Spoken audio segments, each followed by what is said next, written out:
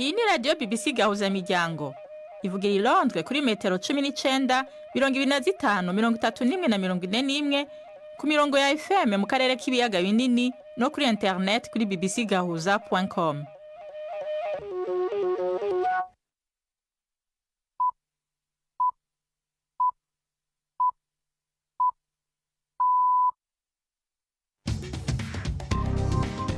Ubu ni saa 10 n'igice ku isaha mpuzamakungu ya GMT, isaha 12 n'igice mu Rwanda no mu Burundi. Muri kumwe na Nina Iradukunda. Ndabahaye mwiriwe n'ikaze bakunzi ba BBC Gahuzamiryango. Izi ni ingingo z'amakuru yo kuri umunsi wa mbere itariki 18 z'ukwicumi na rimwe mu 2024. Abanyororo majana 925 baramaze kurekurwa mu mabohero atandukanye yo mu Burundi mwisekeza ryo gutezurirwa ryatangujwe n'umukuru w'igihugu kuwa gatanu w'indwi iheze mu ntara ya Muramvya. Kuva kuwa gatanu muzo gatanu tariki 15 gushika umunsi kuwa mbere itariki 18 gushika isaha muri Alishoto twamaze kongaruro yuko amaze kurekurwa na 925. Mugihe imvura iriko iratasura ku murindi munini, abanyagihugu bo muri zone Gatumba komine Mutimbuzi intara ya Bujumbura batanguye kwisuganya kugira bazohangana n'imyuzure ishobora kubatera. Munawada Kaneza benshi bazi ku izina rya Mokenzi mu muziki n'umuririmbyi w'umurundikazi akunzwe cyane mu Burundi na cyane n'abakiri bato, ariko akora ibiteramo ku mugabane wa Buraya. Tubafitiye n'ikiganiro c'inkino, aya makuru ayobowe na Mark niyo nkuru.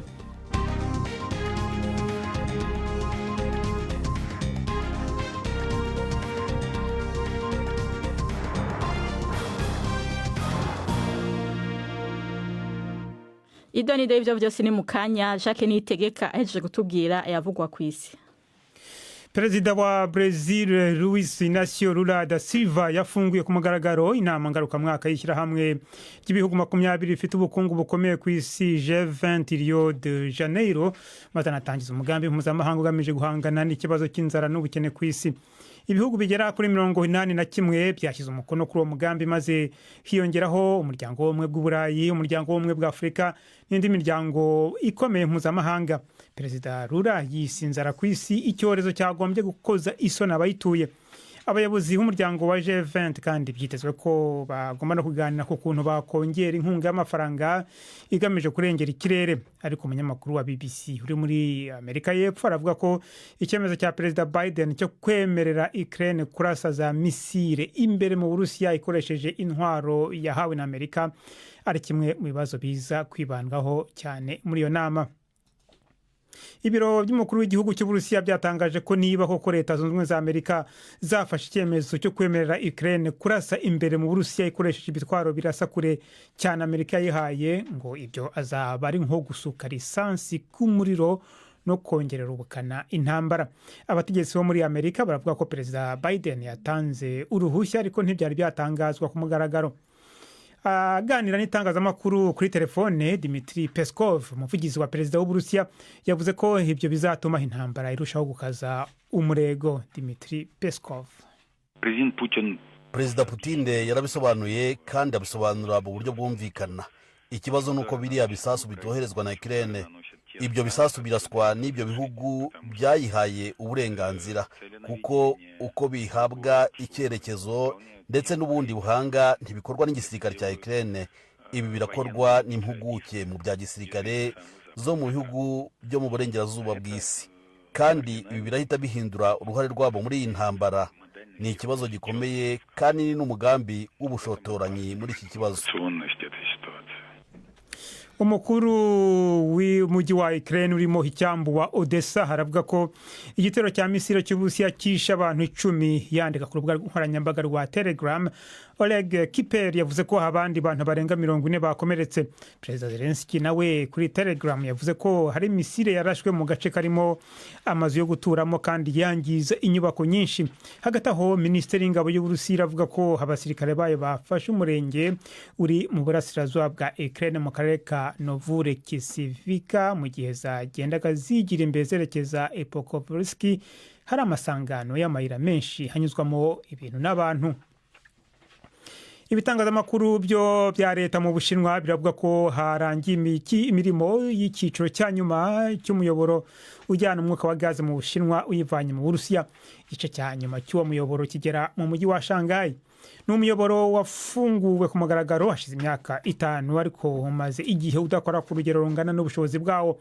Ubu rero noneho ko umaze kuzura neza byitezwe ko uzatwara umwuka wa gaze uzahaza ingo miliyoni 150 mu Bushinwa.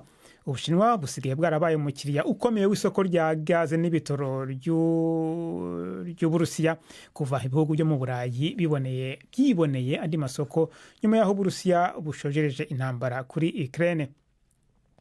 Muri Turikiya hatangiye urubanza rw'abantu babarirwa muri 70 bashinjwa kugira uruhare mu buriganya buvugwamo abana b'impinja bimuriwe mu bindi bitaro kugira ngo ababikoze babivanemo inyungu maze bituma abana batari munsi y'10 bapfa. Mu gifatwa nk'agahoma munwa gakomeye mu rwego rw'ubuvuzi muri Turikiya mu bihe bya vuba aha bivuga ko ibitaro 19 byigenga byo mu mujyi wa Istanbul n'abakozi b'inkangukira gutabara benshi babigizemo uruhare. Ni inkuru ya Warren Bull mugezweho na Yvette Kabatesi. Uru rubanza rwarakaje benshi muri Turikiya. Abashinjacyaha bemeza ko akarwi kabikoze kinjizaga inyungu zivuye mu kwishyurwa buri munsi n'ubwishingizi kuri buri mwana yoherezwaga aho bavurira indembe. Bivuga ko bimwe mu bitaro byifashishijwe bitagiraga ibikoresho ndetse n'abakozi bahagije bigatuma abana bavuka batabasha gufashwa bikwiye. Ibyo bikorwa bigize icyaha byamenyekanye mu mwaka ushize ubwo nyina w'umwana umwe wapfuye yoherereje abayobozi ibaruwa. Byabaye ngombwa ko itangira ry'urubanza ryigizwayo ubwo imiryango ya bamwe muri abo bana bapfuye yabuzwaga kugera ku rukiko rwa Bakirköy mu murwa mukuru wa Istanbul.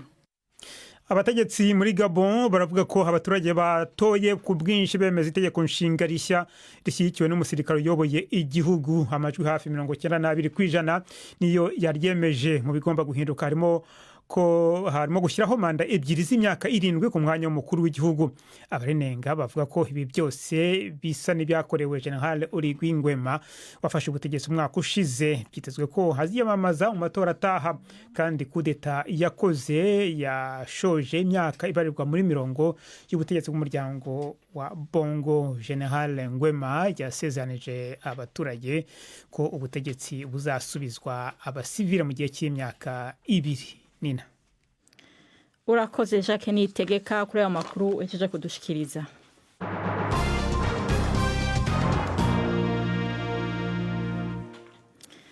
Amakuru yacu tuyahere muri Amerika. Perezida Biden yahaye uburenganzira Ukraine bwo gukoresha ibisasu birasakure byo mu bwoko bwa misile zakorewe muri Amerika mu kugaba ibitero mu Burusiya. Iyo ngingo yerekana uguhinduka gukomeye muri politike ya Amerika mu gihe Washington yari maze amezi menshi yaranse kwemera ubusabe bwa Kiev kubera ubwoba bw'uko byoshobora gutuma iyo ntambara yunyuka. Ibihugu by'Ubwongereza n'Ubufaransa byitezwe navyo gufata iyo ngingo bigakuraho inzitizi zo gukoresha ibigwanisho vyayo vya misile. Ni inkuru ya Davis Willis mwumva mwijwi rya Yvette Kabatesi. Ibyo bisasu bya misile byitwa Attack AMS birasa kugeza ku birometero birenga 300.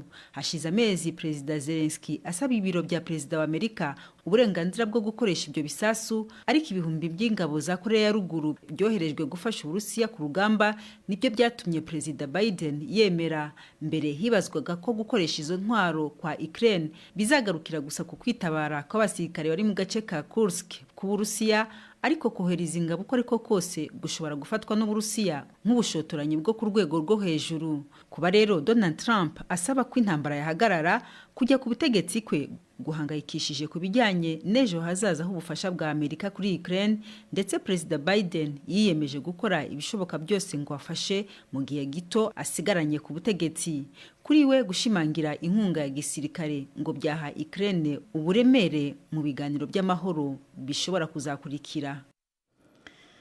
Tubandanyirize mu Burundi, abanyororo amajana 925 baramaze kurekugwa mu mabohero atandukanye yo mu Burundi mwisekeza ryo gutezurirwa ryatangujwe n'umukuru w'igihugu kwa 5 w'indwi iheze mu ntara ya Muramvya. Twashatse kumenya ingene ico gikorwa kiriko kirarangurwa mu mabohero atandukanye y'igihugu, maze twakura Vianney Ndayisaba aserukira ishirahamwe Arucoto gishinze kugwanya ubushomeri n'ihohoterwa vya kiremwa muntu. Ntangura ndamubaza aho bigeze uno munsi. mw'ibohero rikuru rya Muramvya tariki 15 umunsi wa gatanu harekuwe abanyororo 477 biyongera ku munsi wa gatandatu harekuwe abanyororo 57 mwijana na 33 bateza kurekugwa. Ku munsi wa Mungu harekuwe abanyororo 139 mwijana na 45 bateza kurekugwa. Umunsi kuwa mbere naho tumaze kumenya ko harekuwe abanyororo 152 bose hamwe igitigi dufite meje tubunyene kuva umukuru w'igihugu atanguje kurekura apfungwa n'abanyororo 925 mu biharuro by'ibohero rya Muramvya n'ibohero rya Bujumbura batazira mpimba. Twamenye yuko ibohero rya Rumonge bita ku Murembwe batanguye n'ibohero rya Ngozi rezo observateurs areshatu mu ntara ya Rumonge na Ngozi ko bakwikirana umwanya tubaronka bitigira nyezina ukujya Bujumbura bacabandira kurekura abandi baraheza. Mu kwezi kwa kabiri k'uyu mwaka umukuru w'igihugu yari yatanze itegeko risa nk'iryo. None aba bariko bararekugwa nabarabwa n'itegeko ryo mu kwa kabiri canke barabwa n'itegeko ryatanzwe kuwa gatanu w'indwi iheze? Abariko barekugwa barabwa n'itegeko ryatanzwe kuwa gatanu tariki 15 z'ukwezi kwa 11 umwaka turimo kuvunjwa umukuru w'igihugu abivuze. Abarekuwe mu kwezi kwa kabiri umukuru w'igihugu yavuze bari abasanzwe bahawe ikigongwe ubwa mbere igihe atanga ikigongwe benshi ntibarekuwe kuko umushikanganje ubutungane yavuze impamvu ngo kubera ngo bafise ngo amadeni baba baheranye abari baheranye zotera ingorane mu gihugu. We muri aco twasaba yuko abo bari mu mbuto barekuwe kuva kera. Umukuru yavuze ntibarekuwe kubera barafise amadeni. Aba bashasha nabo barekuwe umukuru yavuze yuko abafite amadeni bazogirana amakontra amasezerano nabo bafite amadeni bakazariha bukebuke nabo bashira muri abo kugira barikugwe. Muravye none ngene cyo hiko kiragenda hari impungenge mubibonamwo?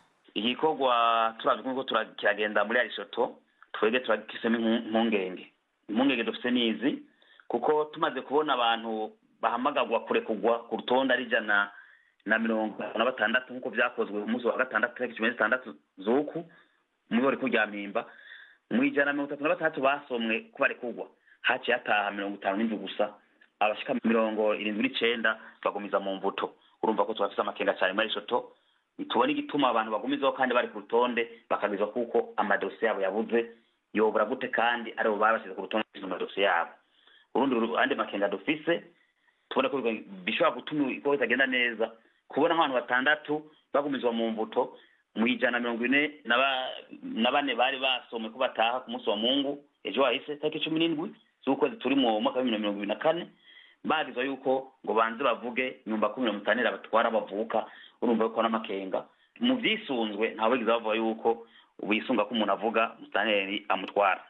None ubu musabiki ico dusaba twebwe muri Arisoto nuko umuntu wese ari ku rutonde w'ikigongwe cy'umukuru w'igihugu kujya umukuru yatanze indwi zibiri bose bari kugwa tagisabwe kuko mu kugira baje ku rutonde hari hakoranye komisiyo zibiri mu biro by'umukuru w'igihugu n'ubushikanganje ubutungana. Yari Vianney Ndayisaba serukira ishirahamwe Arisoto. Ubu ni saa 10:43 muri studio za BBC i London, ni saa 12:43 nyene mu Rwanda no mu Burundi. Amakuru yacarabandanya inyuma y'akaruhuko gato.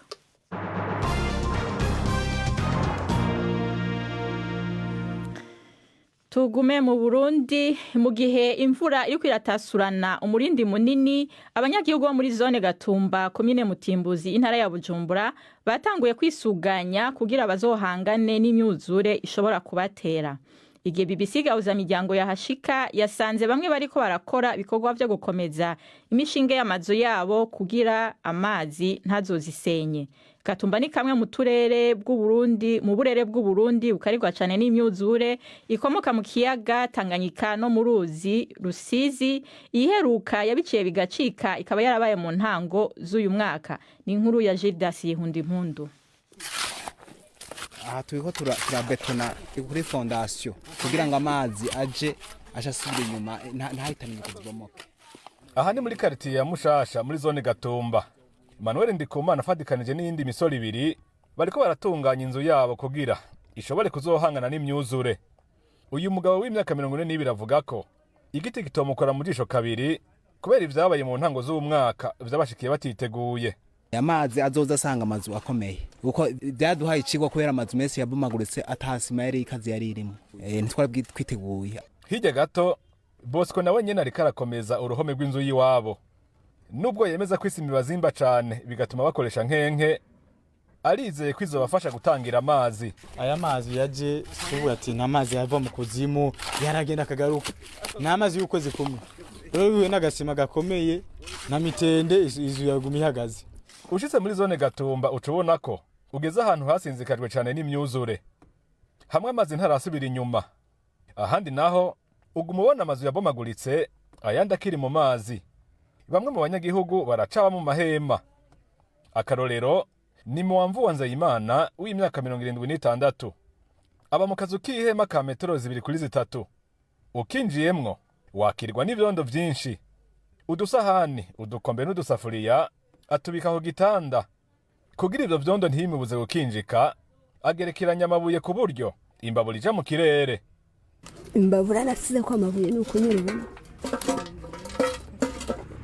bimeze ku amazi ntabwo asika n'amakara ntangorane n'amakara ntangorane. None uteka mu dusafuriya utuhe kumengo ntidukwiye udusafuriya kuko tubona nuko nyene turakwiye n'indi ngiyi yo natetsemo ubw'ubusumano bubuze urihangana none ugirane kutagenda kwiyangaza ngo nabuze iki kuva amazi yene yaduteye nta numwe aradufasha ngaho. None muca mufungura tumukuye he? Tugenge mu murima bene uko aho bakaguhereza nk'abyo bingahe ari 5 byo kurya uko aho ukamenya ngene sobora kugerageza.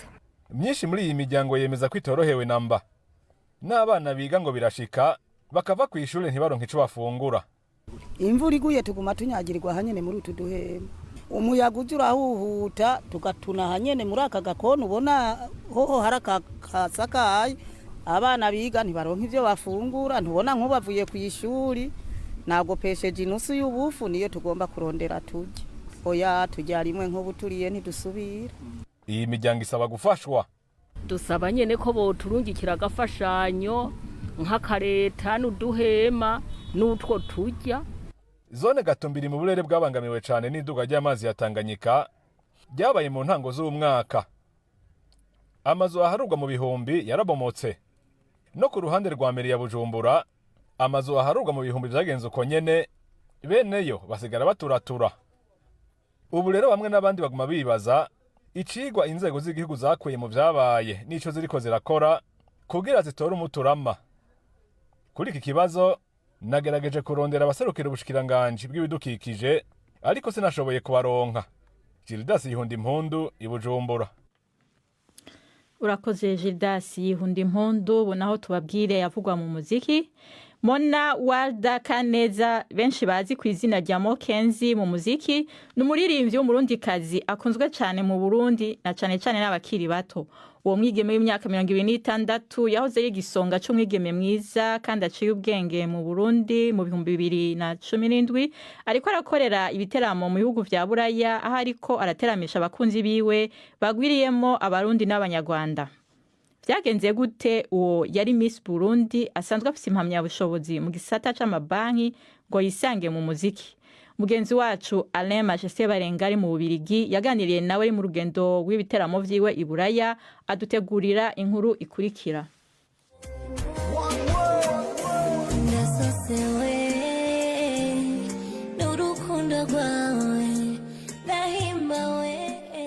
Kazina kanje ni Mona Walda Kaneza, n'amazina abavyeyi banje bamaye, hanyuma umuziki ko waranyise Mokenzi. Mvuka mu muryango w'abana 4 b'abakobwa, nkabandi wa kabiri, hama nkaba narabaye gisonga ca mbere ca Miss Burundi 2016-2017, nkabandi mu artiste kuri no saha, nkabandi mu influenceuse, nkabandi mu actrice, voilà. Mu buzima bw'ishure nize muri licence finance et banque, hanyuma ndiga na master leadership organisationnel. mu gihe Mona Walda Kaneza abakunzi b'umuziki bazi ku izina rya Mokenzi umwe mu bigeme banonosoye amashure umuryango we n'abamwegereye bari bazi ko azobandaniza mu buzi butandukanye nko gukora amabanki n'ibindi wewe yahisemwo umuziki ibyo bamwe n'abandi babonye ko ari uguhemuka bavuga ko gukora umuziki waranonosoye amashure atari intama y'urinzo. Novuga ko umuvyeyi wanje papa wanje ari we yampushije cyane kwiga ayo mashure yose mugabe ikindi kintu nuko heureusement pour moi jewe ndi umuntu yasimira cyane ndiko ndiga ivyigwa so sinigeze ndabibona nk'intambamyi ku bindi bintu ushaka gukora narabona ko nshobora kwiga kugira ndyohere umuvyeyi wanje hanyuma ashobore nawe ne kunyemerera gukora ibindi nshaka gukora akote kandi vyarakunze narize yararyohewe nanje ndashaka gukora n'ibindi nari nifuza gukora ubwo biruka avuga ko abigeme bakora umwuga wo kuririmba batorohewe kuko benshi basambanywa ku nguvu bemererwa ibitandukanye kugira batere imbere mu muziki. Umukobwa akora umuziki mu Burundi ni ingwano nini cyane apa kugwana n'umuziki utezwa no kugwana n'abantu n'abaguca intege barahura n'ababemerera ibintu kugira bashobore kuba sponsoriza kugira bashobore kubakorera imiziki kugira bashobore kuba filma gratuitement bakabasaba ibindi bintu en échange batobasavye amaze kumva abantu bavuga ati je narashatse kuririmba mu producteur arambwira ingonda gukorera indirimbo gratuitement nkibazana umutima mwiza ashitseyo agaca ariko arandraga ariko asaba ibindi bintu kuryamana ndi umuntu ninjiye mu muziki nta muntu umwe yabitahuye abantu barambara ko ntazi kuririmba parce que mfite ikiju kinini gisaraye rero iyo ngeze kuri ivyo byo gusohoka nkaja kuririmba i Buraya hari igihe ntaba ndabitahura neza nkaba mvuga ati mugabo Dieu est fidèle Imana ntiyemuka kandi Imana niyo ikwambika izera imbere y'abantu ndabikesha usi abantu bose bankunze bakansapotinga nkageraho iyo ngeze ahantu harimo kenzi mbe ni gute horeka gusha kugikirori ndabizi jewe sivyo banyigisha erega nisama tweni tukijama One world.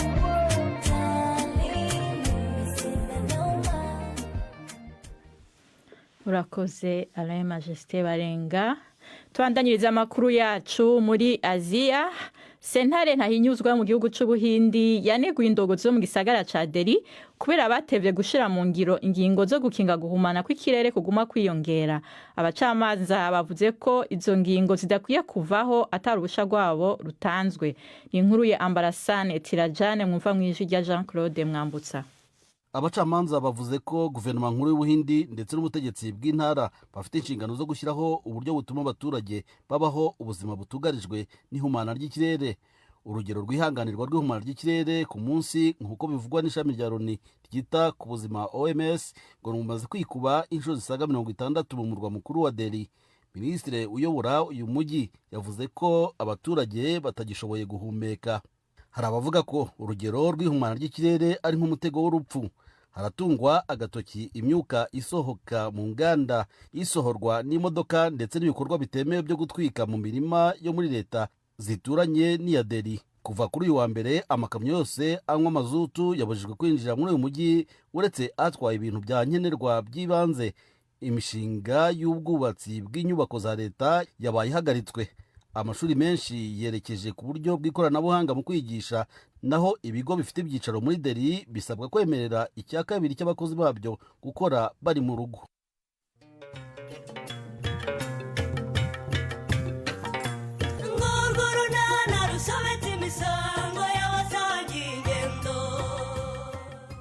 Mu kiganiro nacyo kuri wa kabiri twabateguriye ariko gushyigikira uriya mukobwa ukivanga mu rukundo rwa Nyensi na Chris ubifitemo ihe nyungu koko muvandi. Ariko nkubaze Budesiya ndakumva Chris uwo muvuga ni umwana ku buryo atazi gushishoza. Ubwo so nsubije icyo nkubajije koko. Aiwe ntabwo ndi mu rukiko muko niba mwizeye ko akunda Nyensi uwo mufite impungenge zare yakubera iki sera. Ni 12:45 kuri BBC.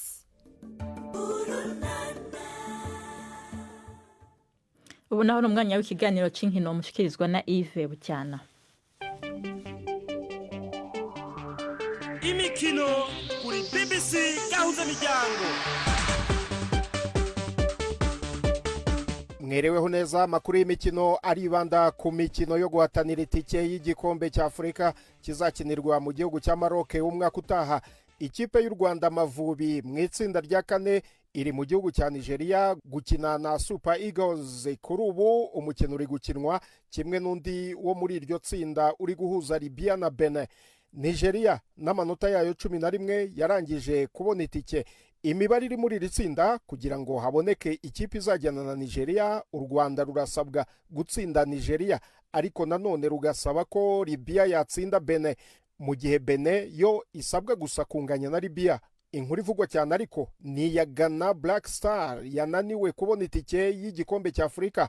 Kuwa gatanu Ghana yasabwaga gutsinda Angola i Rwanda kugira ngo ibone itike. Ishoti rutahizamu wayo Jordan Ayew yatereye kure ryavuyemo igitego bituma Ghana igira icyizere gito cyo gukomeza. Gusa icyo gitego cyaje kwishyurwa na Angola, umukino urangira ari 1-1. Ghana ifite igikombe cya Afurika inshuro enye yaherukaga kubura mu mikino ya nyuma y'igikombe cya Afurika mu mwaka w'2004. Iyi kipe y'umutoza Otto Addo kandi yananiwe gutsinda umukino n'umwe mu mikino 5 yo mu itsinda rya gatandatu. Muri iryo tsinda Sudan ikaba ikeneye inota rimwe mu mukino uri kubera i Khartoum ikina na Angola, ariko Nigeri ishobora kubona umwanya wa kabiri mu gihe yatsinda Ghana na Sudan igatsindwa.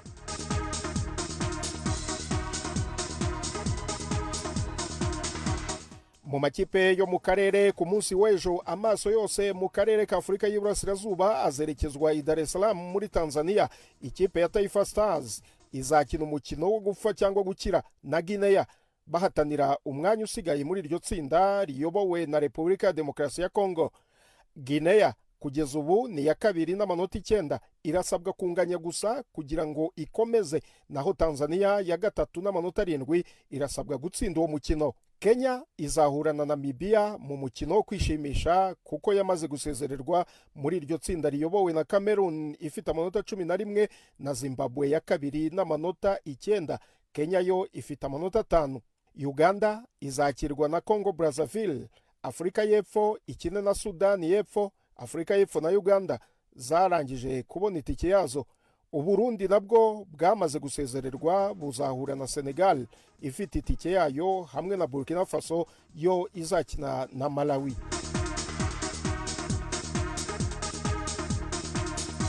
Soreze mu mukino wa tenisi, Yannick Sinner yabaye umutaliyani wa mbere wegukanye igikombe cy'irushanwa ry'ishyirahamwe mpuzamahanga rya tenisi ATP mu magambo ahinnye, ari naryo risoza umwaka w'imikino muri tenisi nyuma yo gutsinda umunyamerika Taylor Fritz mu mujyi wa Turin mu Butaliyani. Sinner kuri ubu uyoboye isi mu mukino wa tenisi yatsinze seti 2-0 za 6-4, 6-4. Fritz we ari ku mwanya wa 5 ku isi. Sinner yashoje umwaka neza nyuma yo kwegukana ibikombe bindi by'amarushanwa 2 akomeye, Australia Open na US Open. Iyo ni intsinzi ye ya 70 muri uyu mwaka w'imikino. Ikindi wamenya nuko Yannick Sinner w'imyaka 23 y'amavuko yabaye umukinnyi wa mbere wegukanye igikombe cya ATP adatsinzwe seti n'imwe kuva ibyo byakorwa n'umunyamerika ufite inkomoko yo muri Repubulika ya Czech Ivan Lendl mu 1986. Aha ni naho nsoreje ay'imikino nabahitiyemo. Gendi Yves Bucyana. BBC gahuza miryango muri Afrika no kwisi yose.